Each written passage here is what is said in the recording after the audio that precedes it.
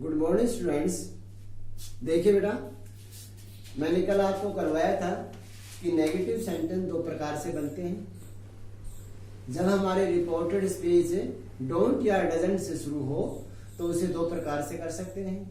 या तो साइड के स्थान पर हम फॉरवर्ड लगाएंगे, और जब फॉरवर्ड लगाएंगे तो नोट का प्रयोग नहीं करेंगे, क्योंकि फॉरवर्ड वर्ड पहले से ही नेगेटिव होता है।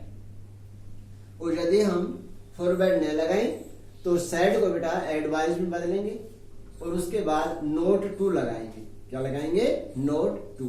डोंट हो या डजंट उसे हटा देंगे और नोट टू का प्रयोग करेंगे। तो दो तरीके से ये बनता था। मैंने आपको वो बोर्ड पे करवाया, शायद आपने कॉपी में कर दिया। उससे आगे देखिए बेटा, अगला पॉइंट देखिए, when reported speech begins with never. जब रिपोर्टेड स्पीच नेवर से आरंभ हो, किससे आरंभ हो? Never say. Reporting verb is changed, उसके जब नेवर से आरंभ होती है तो रिपोर्टिंग वर्ब जो होगी इज चेंज्ड, वो बदल जाएगी according to the mood into ordered और advice.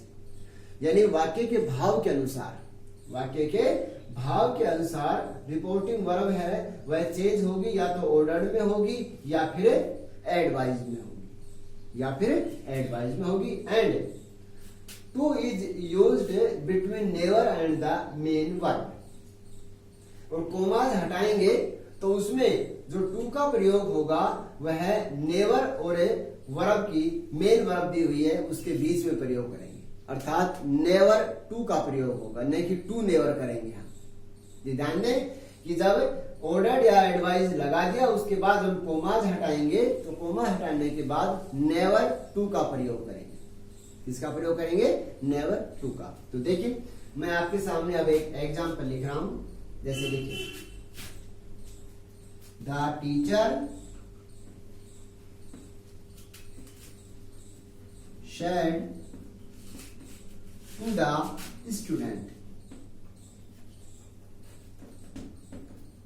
comma, inverted comma, begin. Never waste your time.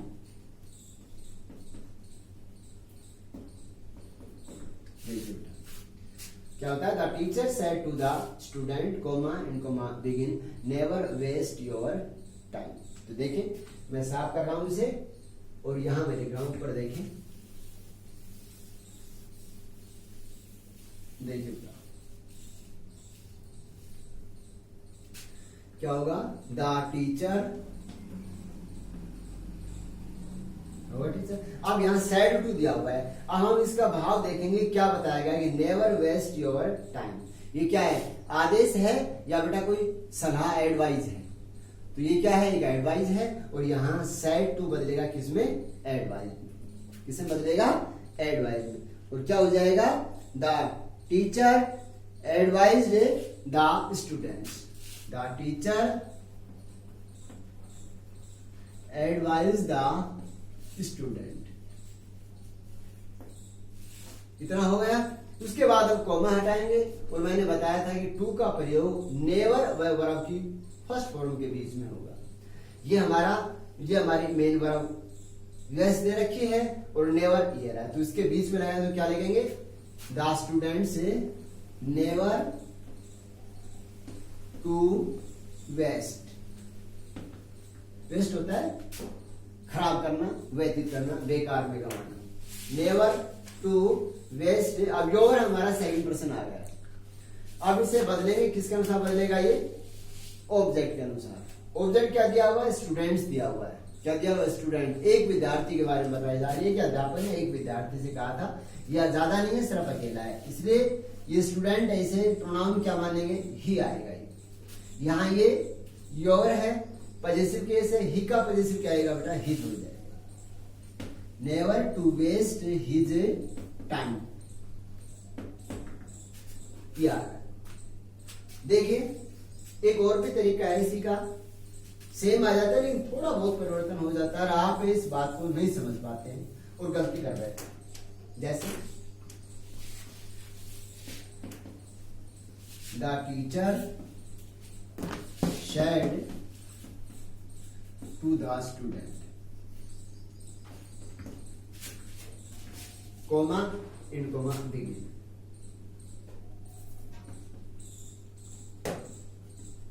Never waste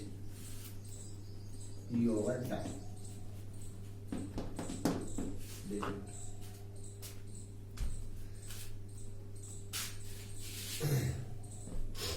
देखिए क्या हो जाएगा, the teacher said to change क्या बोला, एडवाइज में, किसको बोला, एडवाइज में, the teacher advise the student, the teacher advise the student.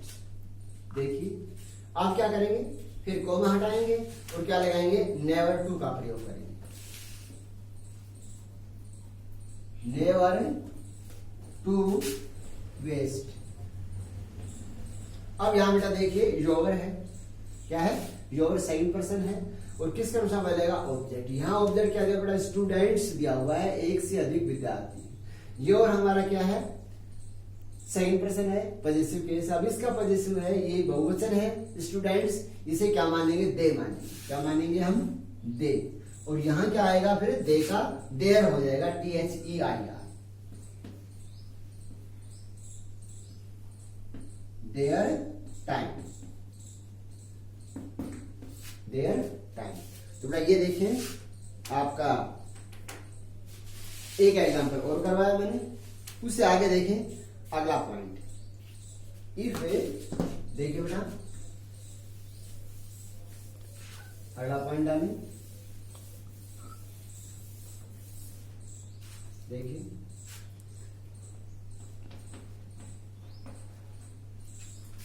If please और kindly is used, if please और kindly is used in reported speech, in reported speech, such words are removed in indirect speech. such words are removed in indirect speech.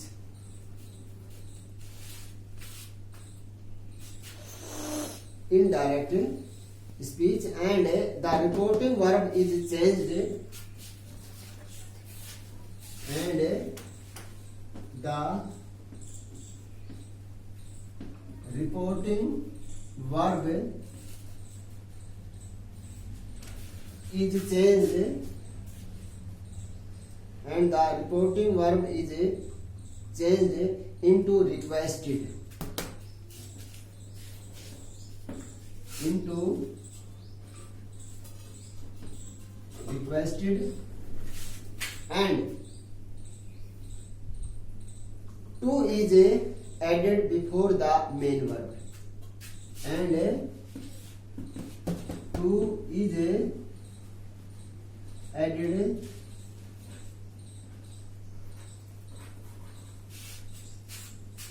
before the main verb.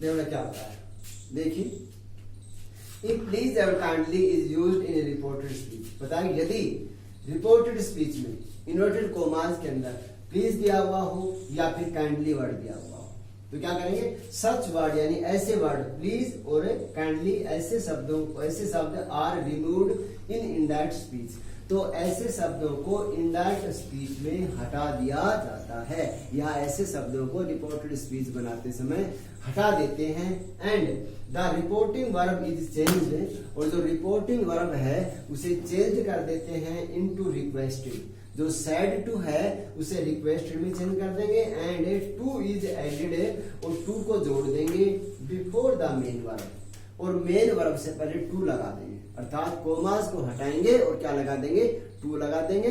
और main ध्यान रखें please और kindly words को हटा देंगे और reporting verb के side को किसमें चेंज कर देंगे, रिक्वेस्टेड में चेंज कर देंगे। तो देखें मैं एक आपके सामने ऐसा एक उदाहरण लिख रहा हूं बेटा, देखिए साफ कर रहा हूं इसे।